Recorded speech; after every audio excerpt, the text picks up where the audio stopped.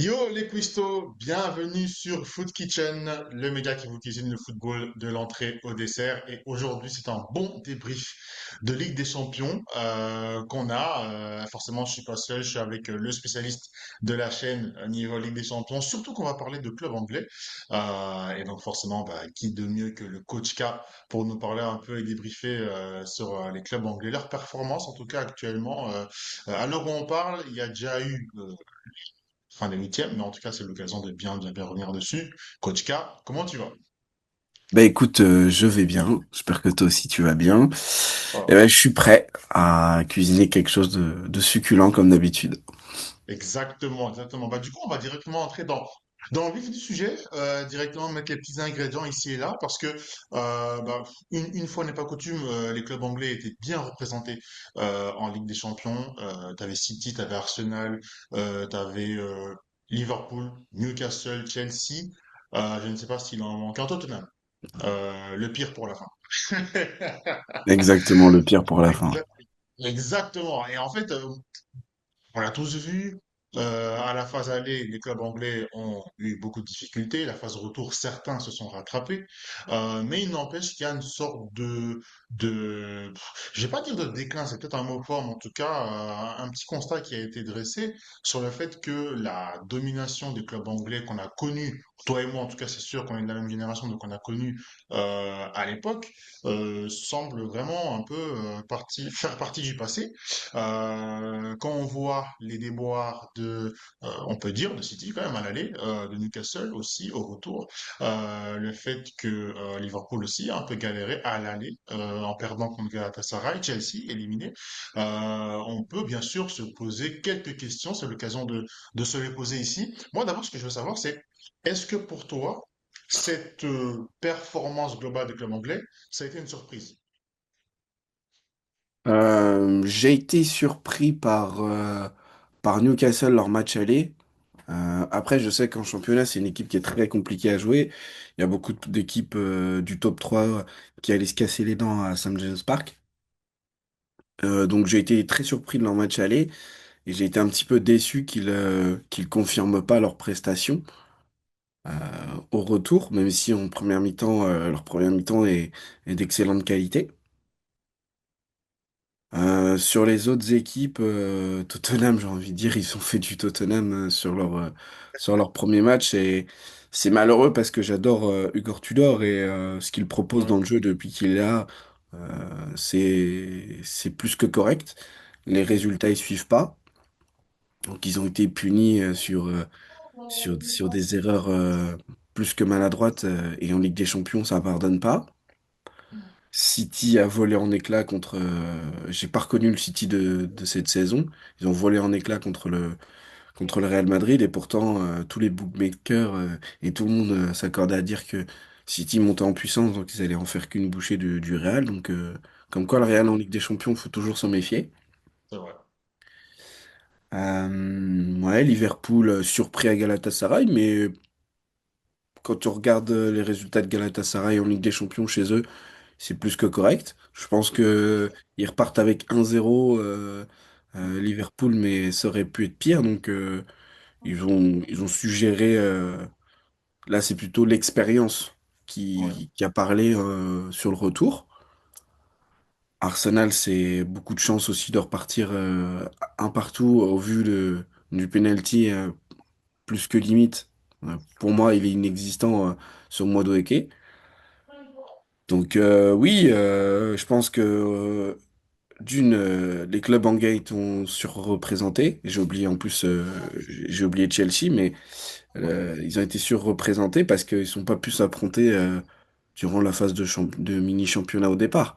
Donc ils ont été forcément un petit peu avantagés et ils n'ont pas eu de parcours non plus très. Je vois pas une équipe qui a eu un parcours très très compliqué pour se qualifier pour la deuxième partie. Donc oui, les clubs anglais ont été avantagés. Ça, c'est indéniable. Ça, ils peuvent pas dire le contraire. Et de deux, bah, on voit que quand il y a la confrontation contre des équipes de leur niveau, ils répondent pas forcément présents. Ou des équipes qui arrivent à les bousculer, et, ça répond pas forcément. c'est un petit peu dommage. Je prends Chelsea en exemple. Je pense qu'ils étaient largement capables de battre le PSG. Enfin, surtout ce PSG-là avec autant de lacunes. Mais ils ont laissé passer leur chance et ils ont été punis et ils ont redonné confiance à Paris. C'est ce qui est dommage. Non, c'est sûr. C'est sûr. Moi, en préparant cette émission, je me suis dit, bon, il y a forcément un truc plus profond, en fait. J'ai l'impression que ce n'est pas la première saison que je sens les clubs anglais moins, euh, moins intimidants. Euh, je les trouve moins imposants. Alors, il y a toujours bien sûr des exceptions. Je veux dire, Arsenal, là, ils sont sur 2 saisons où clairement, tu es obligé de les respecter. Tu es obligé de te dire, si tu veux gagner cette compétition, tu devras malheureusement, et tu rajoutes le mot malheureusement, alors qu'avant, on pouvait se dire, heureusement, je vais affronter Arsenal, mais ça fait un moment maintenant qu'on doit se dire, malheureusement, je vais devoir affronter Arsenal pour gagner cette compétition. Parce que ça reste quand même un des rares clubs anglais qui répond à son statut. City, c'est vrai que c'est encore là, mais j'ai l'impression qu'il y a quand même pour le reste il y a eu une baisse de régime. J'ai vraiment pas envie d'utiliser le mot déclin, donc je fais tout pour l'éviter parce que je pense que c'est quand même un déclin, c'est quand même quelque chose de beaucoup plus fort. Là, on a quand même encore quoi, 6 clubs qui étaient encore présents en huitième. Vas-y pour le faire. Mais je ne sais pas si tu as cette même impression et si c'est le cas, est-ce que tu as des idées, parce que moi j'en ai deux en tout cas, des idées du pourquoi, du comment on en arrive à là. Bah, déjà parce que pour moi, c'est le championnat le plus exigeant, le plus fort. Tu peux briller dans ton championnat, enfin, pardon, tu peux ne pas briller dans ton championnat, mais briller en Ligue des Champions. Tottenham, Chelsea sont même Liverpool, sont trois équipes qui montrent bien ça. C'est que dans leur championnat respectif, même si à un moment donné c'était compliqué, en Ligue des Champions, ils arrivaient à performer.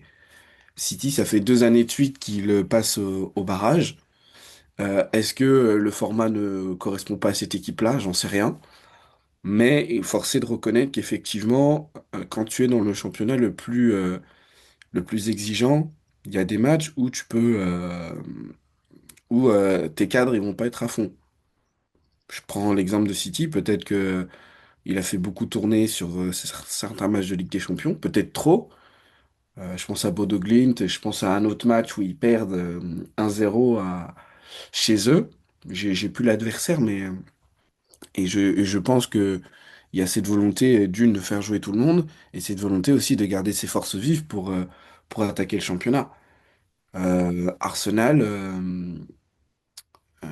cette année, on a quand même un effectif plus garni, plus si Sakai se blesse, il y a Madueke qui rentre. Et Odegaard est pas bon, Eze peut jouer. Martinelli, Trossard, il y a toujours ce truc-là depuis 2 3 ans. Même derrière, Nkapie avec Calafiori et tout ça, Zubimendi qui est arrivé. En fait, on a des joueurs, aujourd'hui, on a un effectif qui est plus que fourni, donc on a pu rivaliser sur tous les tableaux, et c'est pas pour rien qu'on était en lice sur 4 compétitions. Mhm. Mais du coup, on va me dire pourquoi Chelsea ça performe pas.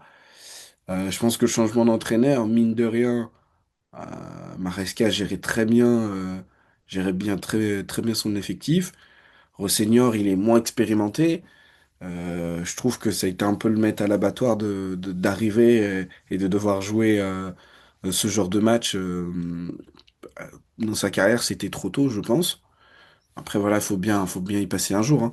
On disait la même chose sur Arteta quand il est arrivé aussi. Euh, Tudor, c'est pas non plus un habitué de ces rendez-vous-là. Je pense qu'il y a un peu de tout. Il y a un peu tout ce que j'ai dit. Et puis oui, le fait d'avoir été protégé au départ. Le fait qu'il faut être hyper compétitif dans ton championnat où les places valent cher quand même. Et derrière, tu as peut-être des coachs qui arrivent moins à gérer ces tendances-là. C'est pas pour rien, entre guillemets, que Liverpool et Arsenal soient passés parce que c'est deux équipes un peu plus habituées. City fait exception parce que City est tombé sur un gros Real Madrid qui s'est réveillé. Ouais, c'est ça. Moi, je suis d'accord, c'est vrai qu'il y a il y a ce côté, on joue à l'économie. Alors, c'est un risque. C'est un risque de se dire on joue à l'économie. Surtout quand tu un club comme City qui, c'est vrai, est encore un peu dans la course de la première ligue, mais on sent, alors sans faire l'os mauvais augure, sans être celui qui va porter malchance, mais on sent quand même qu'Arsenal est quand même bien parti, cherche quand même à donner à fond en Ligue des Champions. Car moi, j'ai regardé le match de la phase allée de City, là où ça a été le désastre. Je n'ai pas reconnu ce club-là. Et j'ai eu l'impression effectivement qu'il ne se donnait pas à fond. Mais il y a aussi un truc dans le jeu qui m'a un peu surpris. Et Ludovic Obraniak, en fait, il en a parlé lors d'une émission sur l'équipe du soir. Il disait que, en fait, moi, je regardais Jérémy Doku jouer.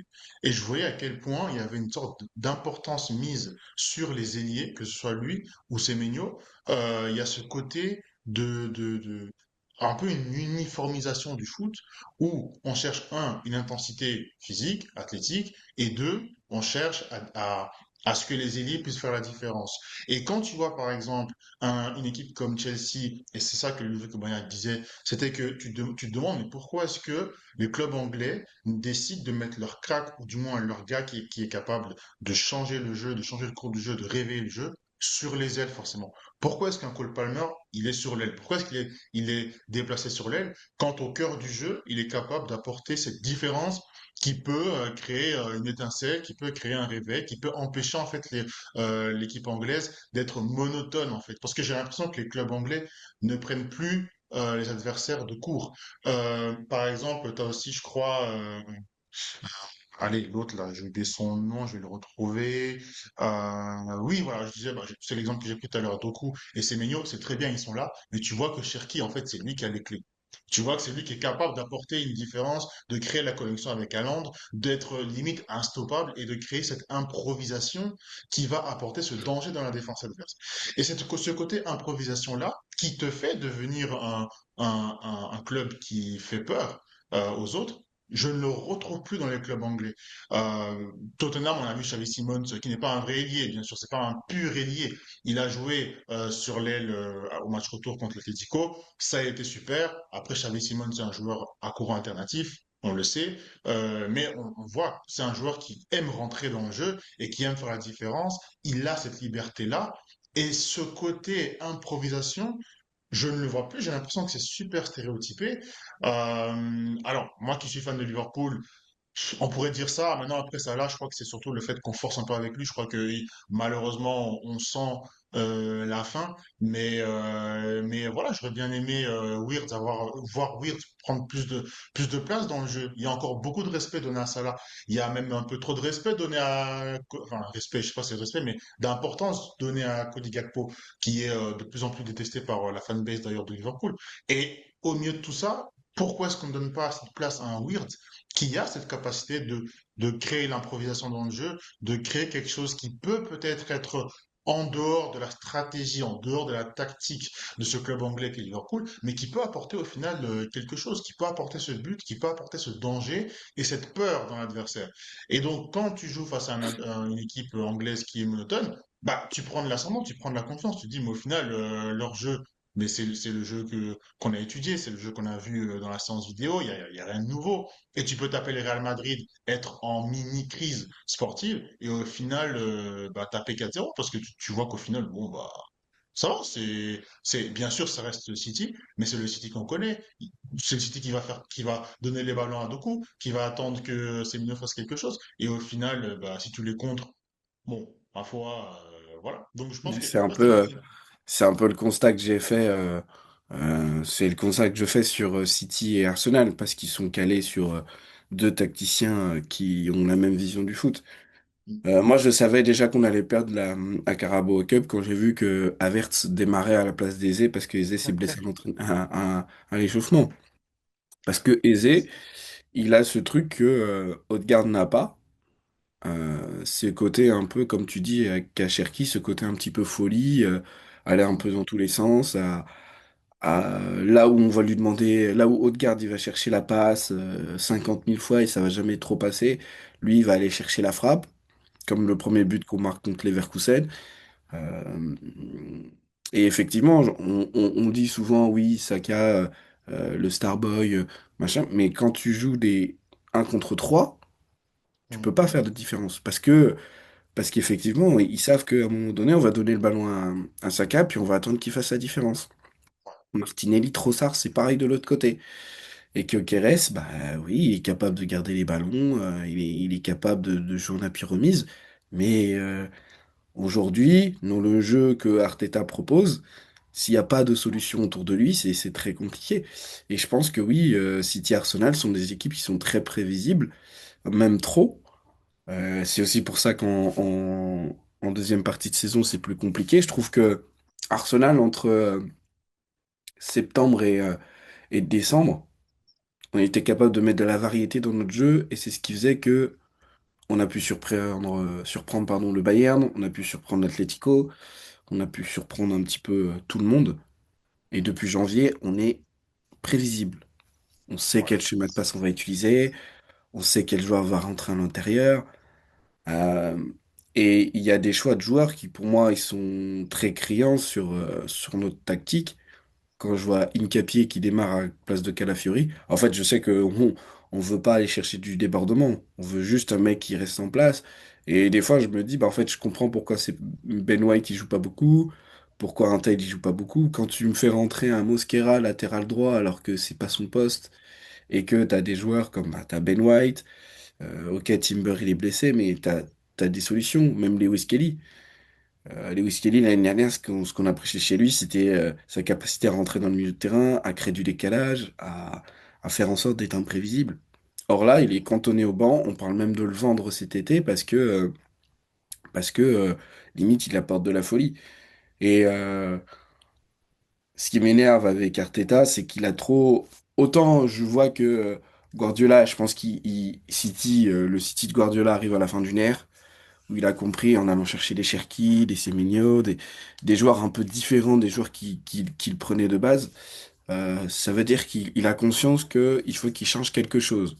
Mhm. Or, Arteta, peut-être il n'a pas gagné assez de trophées, j'en sais rien, mais il laisse dans ce truc encore d'aller chercher des joueurs hispaniques qui prennent le dessus sur les autres.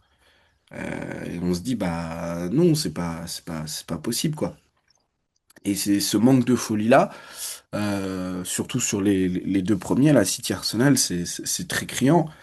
Je pense que Tottenham, il faut qu'il s'adapte à ce que Igor Tudor il demande, qui est un jeu très énergivore, qui demande beaucoup de connaissances tactiques, et qui, à la moindre erreur, se paye cash. Moi, j'ai bien aimé son replacement de Xavi Simons, un peu dans l'axe derrière l'attaquant, derrière Kolo Muani, avec Eric Charlison aussi. Ça fonctionne très bien parce que là, ok, c'est un joueur sur courant alternatif, mais je trouve qu'il est très intéressant depuis l'arrivée de Tudor. C'est peut-être l'un des meilleurs depuis que Tudor est arrivé. Sur Chelsea, ouais, depuis que Maresca est parti, je trouve qu'ils sont sur courant alternatif, mais c'est aussi parce que Rosseignor, il faut qu'il s'adapte. Liverpool, ça a toujours été en dents de scie depuis le début de l'année. Est-ce que Slot, il a fait trop de changements ou autre? On sait pas trop. On sait pas trop où tactiquement où ça va aller, mais moi, je vois bien Liverpool sortir le PSG, hein, Ah parce ouais?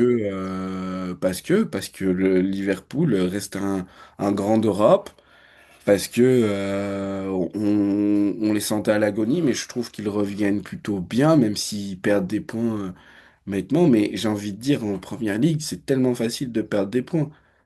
Quand tu vois que Paris, ils font un peu ce qu'ils veulent à changer les dates de leurs matchs et qu'ils peuvent se permettre d'avoir une semaine de repos en jouant contre Nantes l'avant-dernier, ils se permettent de demander à déplacer ce match-là pour pouvoir privilégier la Ligue des Champions. Bah C'était moi je refusé. trouve ouais, Leur dernier, ils l'ont refusé. ouais, c'est un peu pour moi c'est un peu abusé quoi. Mhm. Mais parce que dans le championnat, entre guillemets, ils peuvent se le permettre, c'est le cinquième championnat européen, il y a moins d'adversité. Là où, par exemple, la Serie A s'est cassé les dents en Ligue des Champions parce que bah, le championnat, il se joue, il est beaucoup plus disputé. À partir du moment où tu es dans un championnat qui est beaucoup plus disputé, bah, le but, c'est de garder ta place en Ligue des Champions. Donc, Paris a cette chance-là dans son championnat d'être un peu souverain, même si c'est très compliqué, ça va être très compliqué quand même d'être champion cette année. ils ont quand même cette chance-là d'être souverains. Ah, Ce qui ah, n'est pas le cas des autres équipes anglaises, qui elles, chaque match c'est une bataille, hein. Que, parce qu'on croit, tu joues Wolverhampton, tu joues Brighton. Je prends ces deux équipes-là parce que je sais que toutes les équipes se cassent les dents là-bas. Arsenal si t'avais pris les 3 points à Wolverhampton, aujourd'hui on aurait 12 points d'avance sur City. ouais. Aujourd'hui on en a 9 certes, mais City a un match en retard. Donc on peut se dire, entre guillemets, t'as entre 6 et 7 points d'avance, mais parce que le championnat il est hyper relevé. Après, Mm, tu rajoutes effectivement l'inexpérience des coachs, le manque de, d'imagination tactique pour surprendre l'adversaire. C'est tout. Le Bayern est l'exemple criant. Je parlais du PSG, mais c'est pareil. Dortmund, Leverkusen, ça peut pas suivre cette année parce que le Bayern écrase tout. En fait, il peut faire tourner. Il peut se permettre de faire tourner.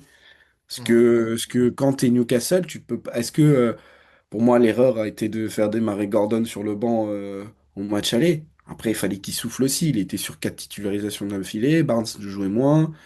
T'as des joueurs autour qui. Mais quand t'as un effectif, même si l'effectif de Newcastle est bien fourni, tu peux pas répéter les mêmes efforts, sachant qu'en semaine, enfin, tu peux pas un mardi faire le match qu'ils ont fait, puis samedi en championnat te dire bah il faut continuer à garder ce rythme-là, sachant que tu dois jouer, je sais plus qui jouait, mais il joue un gros.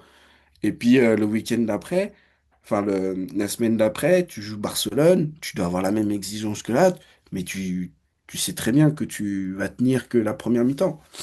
Tu parlais d'un point justement sur lequel j'ai envie de revenir, c'est le point de Arne Slot qui peut-être a fait trop de changements.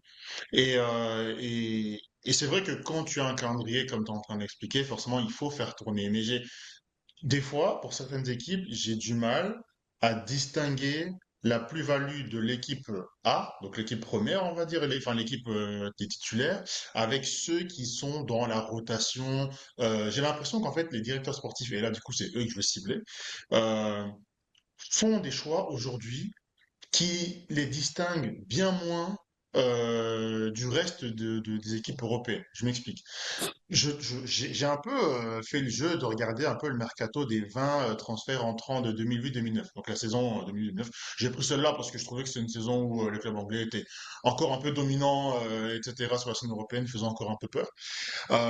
Et il y a ce côté de aujourd'hui, encore une fois de plus, j'ai Ludovic Obrien qui en parlait. Donc je trouve il a fait une séquence vraiment assez pertinente sur cette situation parce que les dirigeants aujourd'hui mettent des paquets et des paquets, des sommes folles pour des joueurs qui peut-être hier, donc notamment en 2009, auraient été considérés comme des joueurs de seconde zone, voire même de troisième zone. Et aujourd'hui, on les prend et on les fait jouer titulaires sur des matchs de Ligue des Champions en espérant qu'il y ait la même domination parce que il y a l'étiquette Première Ligue. Alors que non, ça ne fonctionne pas comme ça. À l'époque, il y a eu, alors bien sûr, les temps ont changé, donc tout n'est pas comparable. Mais à l'époque, du coup, tu as dans les 20 transferts les plus chers, tu as Luka Modric qui signe à Tottenham pour 7 millions. Tu as Dimitar Berbatov qui à l'époque était quand même assez chaud et qui part à Manchester pour 38 millions. Bon, Robinho, on aurait cru que Robinho aurait été le Robinho qu'on avait aperçu.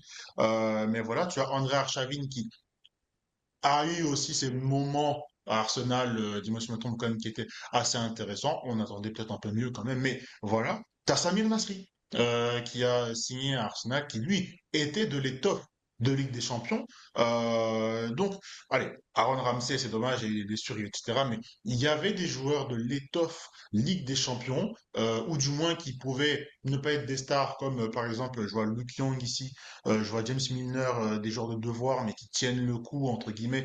Donc voilà, et José Bosingua, bien entendu. Mais voilà, je veux dire, quand tu compares avec aujourd'hui, je vois par exemple à Mohamed Kudus, il n'y a pas de souci. Le joueur talentueux, il n'y a aucun problème. L'inflation, le fait qu'aujourd'hui, le football, on achète des gens plus chers, il n'y a pas de problème. Donc le fait qu'il coûte 75 millions alors que je crois que Nasri, c'était une quinzaine, une sorte il n'y a pas de souci, on ne va pas comparer la comparable.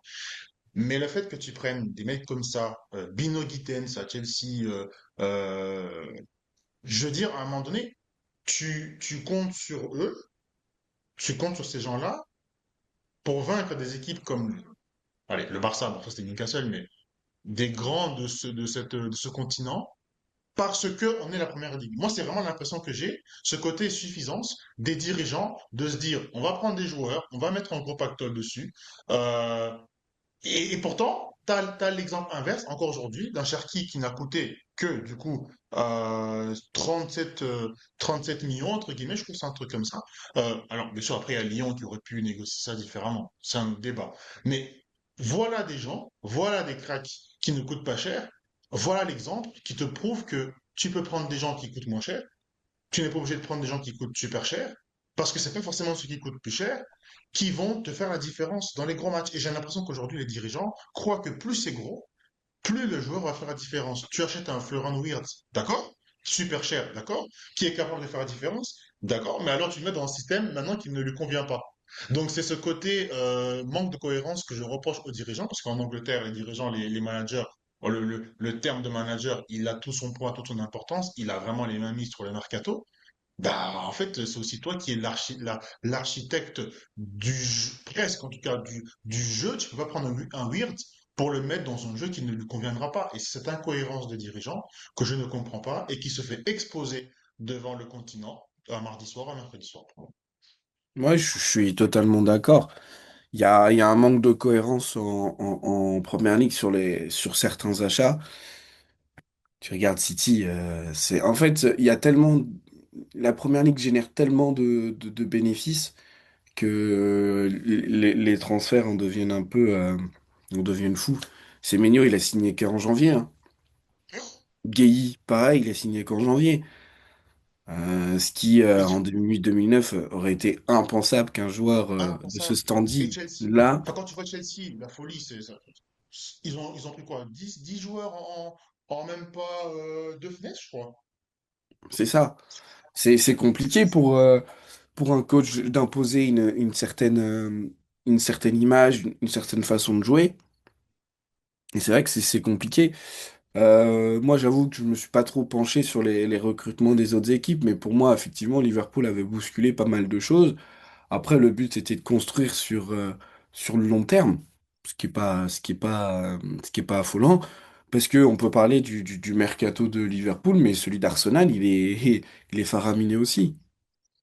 Le Alors terrible, aujourd'hui, on se dit, ok, tu fais finale de Carabao Cup, tu la gagnes pas, mais tu vas en finale. T'as rarement été inquiété dans cette compétition-là. T'arrives, t'as toujours 9 points d'avance en championnat. T'es en quart de finale de Ligue des Champions, t'es en quart de finale de Cup. Bon, t'as quand même les armes pour aller plus loin. Mais, euh, mais moi, en fait, c'est toujours ça. C'est comment tu fais le lien entre tes joueurs, comment tu t'occupes de la rotation. Et moi, c'est là que j'attendais un peu plus de la part de d'Arteta, où je trouve que ces changements ne sont pas bons. Il y a des matchs où tu te demandes, mais qu'est-ce qui lui passe par la tête? Après, t'es pas en séance. Mm. Tu- Moi, je suis là, je suis devant mon écran, je me dis, mais pourquoi il fait ci, fait ça? Peut-être qu'à l'entraînement, peut-être qu'Hincapié, il montre plus que il doit jouer que Calafiori, que Lewis Kelly. Peut-être que Eze, il a moins montré que Odegaard, il a montré qu'il était moins bon. Enfin, il y a plein de choses que nous, on sait pas, inside, forcément. Mais moi, ça fait très longtemps que Madueke, je l'aurais fait démarrer à droite, et Saka, je l'aurais remis à gauche, où je mettrais Saka sur le banc. Parce que, euh, parce que je trouve que, pas que Saka, il a pas le niveau, c'est qu'à un moment donné, on est devenu trop prévisible avec lui. Et effectivement, dès que Saka il touche le ballon, il y a trois joueurs adverses autour de lui. Et aujourd'hui, sur la fanbase, sur Twitter, sur n'importe où, même les gens qui supportent pas Arsenal, ils se permettent de dire que Saka, il est surcoté, alors que la plupart du temps, quand il touche le ballon, il est dangereux. Mais quand tu as trois joueurs tout le temps sur toi, bah, tu peux pas faire la différence. Et quand j'explique ça aux gens, non, mais tu protèges trop Saka. Non, c'est pas que je le protège trop. C'est qu'à un moment donné, tu peux pas être toujours t'es le détonateur offensif, il n'y a pas de problème là-dessus, mais tu ne peux pas être le seul. Tu peux pas être le seul détonateur. Comme on parlait de Doku, c'est un peu la même chose, même si Doku, il va être un peu plus, il est un peu plus, il est un peu plus véloce. Déjà, il a une différence physique qui fait que lui, et une vitesse qui peut s'imposer un peu plus souvent que Saka, qui va être un peu plus technique, un peu plus, voilà, avec le ballon, va être un peu plus, va être moins solide au duel, mais par contre, avoir un peu plus de finesse technique. Mais fera peut-être un peu moins de différence parce qu'il débardera un peu moins. Enfin, bref. Et en fait, tu te dis, bah, ouais, on lui tape dessus, mais c'est comme, je pense que Saka, tu le mets en Allemagne ou en Espagne, où les défenses sont un peu plus laxistes, il en met 15 des buts par saison. Et il fait des grosses saisons. Parce que moi, Yamal, je le trouve super fort, il n'y a pas de problème. Mais Yamal, tous les week-ends en Première Ligue, je suis pas sûr que c'est le même rendement qu'il a en Espagne. Ah oui. Olysée, tout le monde dit waouh, il est super fort. Olysée est super fort. Mais Olysée à Crystal Palace, après on va dire oui, mais il est à Crystal Palace. Ok. Mais c'était pas le même rendement parce que les défenses, c'est pas les mêmes. Et même lui le dit, il a dit, je suis arrivé en Allemagne, c'est beaucoup plus offensif. Bah ouais, les défenseurs sont beaucoup moins costauds et qu'en plus, les meilleurs défenseurs, quand ils sont dans ton équipe, bah ça aide aussi. Ouais, c'est Donc il y sûr. a tout ce truc-là où effectivement, bah, moi je comprends toujours pas qu'Olysée, les clubs anglais les laissaient filer en Bundesliga. Il aurait dû rester là. Mais effectivement, on a du mal un peu à comprendre ce que les clubs anglais cherchent à faire. Moi je trouve que ceux qui ont le mercato le plus cohérent par rapport à leurs moyens, c'est Newcastle. Parce que Newcastle, ils recrutent des joueurs avec les mêmes capacités. Barnes, Gordon, c'est à peu près les mêmes gènes. Sur leur neuf, pour remplacer Isaac, ils ont pris plus ou moins les mêmes profils. Mhm. Au milieu de terrain, pour remplacer Joe Linton, tout ça, ils sont allés chercher les mêmes profils. Pareil, ils sont allés chercher il y a Livramento qui remplace de plus en plus celui qui s'est blessé là, qui joue à l'Atlético, le latéral. Trippier. Trippier, voilà. Trippier, très bon de patte. On voit bien que l'accumulation des matchs, c'est pas possible. Bah, Livramento, il va jouer, pas de souci. Lewis Hall de l'autre côté. Il y a que celle de la défense centrale, à côté de Botman, où ça change un petit peu, avec Cher. Mais c'est cohérent. Tu prends leur gardien, Nick Pope, Ramsdale. Deux top gardiens anglais. Il, Ilio, il fait du bon boulot. Tonali au milieu de terrain, enfin, on sent qu'il y a une volonté de toujours jouer de la même façon. Il y a une volonté d'avoir un groupe qui se ressemble, avec des joueurs qui sont pas très différents. Par contre, tu le payes parce que quand tu fais une grosse prestation le mardi et tu rejoues le samedi ou le dimanche avec la même intensité, bah c'est sûr que le mercredi, peut-être que tes joueurs, si tu fais moins tourner que les autres, bah tu vas le payer. Là où des Liverpool, des City ou d'Arsenal ont un peu plus de ressources. Mais il Mhm. faut Ouais, encore que ouais. des mecs de ton banc soient performants. Exactement, exactement. C'est toute la question de cette architecture d'équipe, effectivement, quand tu construis sur le long terme. Alors, bien sûr, tu as la vision sur le long terme, mais pendant ce long terme, il y a des échéances qui, quand même, sont là. Cette saison, c'est peut-être pas la saison dans laquelle Liverpool s'imaginait aller aussi loin, ou du moins descendre aussi bas. Enfin, je ne sais pas quelle était leur perspective, pardon, pour cette saison. Tout est-il qu'ils vont devoir jouer ces quarts de finale contre le PSG et Arsenal va devoir jouer contre le Sporting. La dernière question pour clôturer rapidement, est-ce que quelle serait selon toi l'équipe anglaise en Ligue des Champions qui aurait le plus de chances de se faire éliminer en quart de finale? Alors, question pas facile forcément, il y a le cœur qui Mm. peut parler, non? Non, pas du tout. Je pense que des équipes peuvent se faire sortir. Je pense que le Sporting a montré qu'ils avaient des ressources face à Bodo Glimt, même si je trouve que Bodo Glimt, pour le coup, a vraiment joué Et le pour le coup, pour le tout respect, pour hein, le tout. respect pour ta boule de Et- cristal, ouais, moi qui ouais. avais vu ça venir, Mais honnêtement. pour le coup, ils ont été un peu trop One Life sur le match retour. Mais après, leur coach, c'est leur façon de jouer. et il est parti avec ses idées. Je pense que si Bodo Glimt marque un ou deux buts, je pense que le match il était plié, mais force au Sporting pour le match retour dans tous les cas. Bravo à eux, parce que Oui, remonter, faire une remontada, faut quand même le faire, et bravo à eux. Le Sporting peut poser beaucoup de problèmes à Arsenal, comme Leverkusen en a posé. Donc, ça va être un match tactiquement intéressant à regarder. Liverpool, Paris Saint-Germain, pour moi, est entre guillemets peut-être plus intéressant à regarder parce que c'est deux équipes du même niveau. Parce que oui. je sais déjà comment ça va se passer avec Arteta. On va garder le ballon, on va faire tourner à droite, à gauche, machin. On va attendre un exploit individuel devant.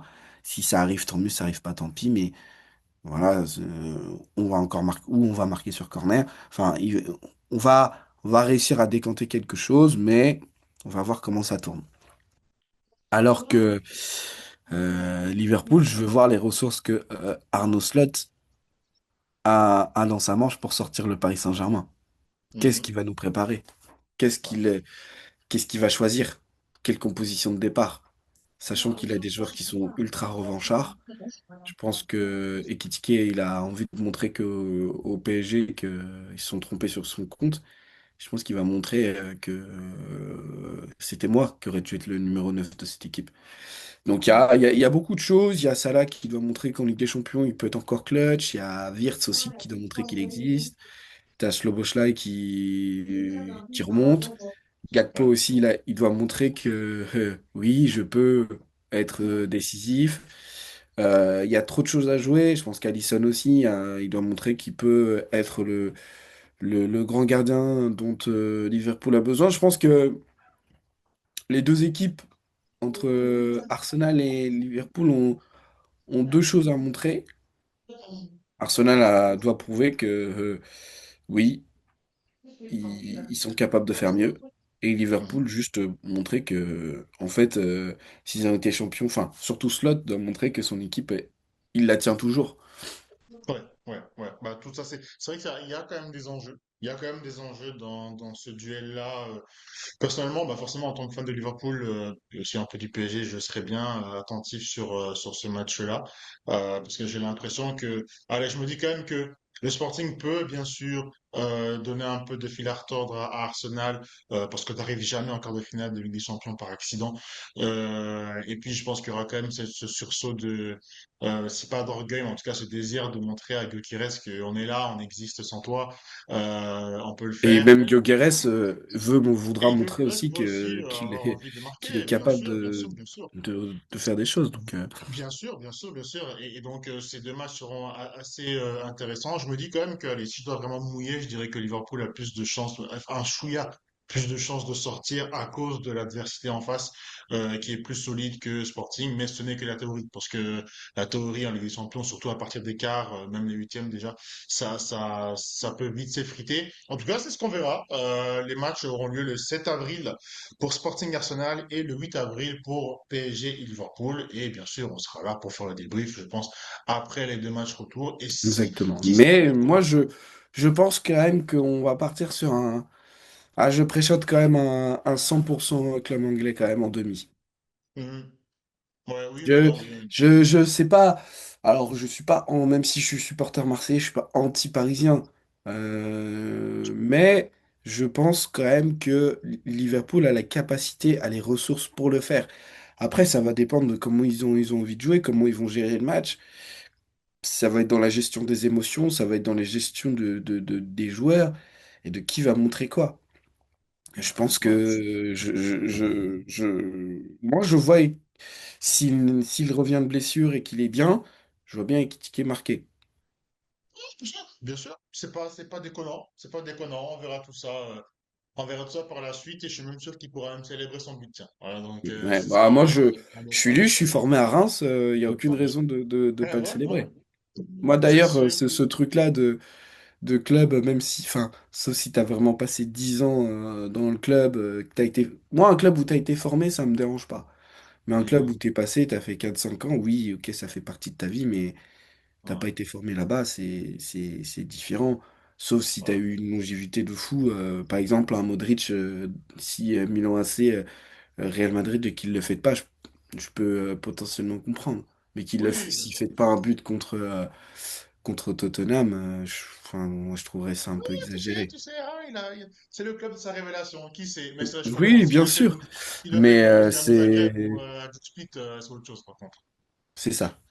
Et voilà, il faut pas non plus déconner. Non, bien sûr. En tout cas, dites-nous en commentaire vos petits pronos par rapport au club anglais. On a fait le focus là-dessus, mais bien sûr que les autres matchs seront assez intéressants, hein. Bayern, Real, Atlético Madrid, Barça. Ça reste intéressant. Peut-être qu'on en débriefera par la suite. Mais dites-nous en commentaire simplement vos pronos et tenez-nous au courant. Si vous voulez un sujet qui soit abordé, traité par nous, on est au petit soin pour vous. Donc voilà, n'hésitez pas. En tout cas, prenez soin de vous et merci encore, Coach K.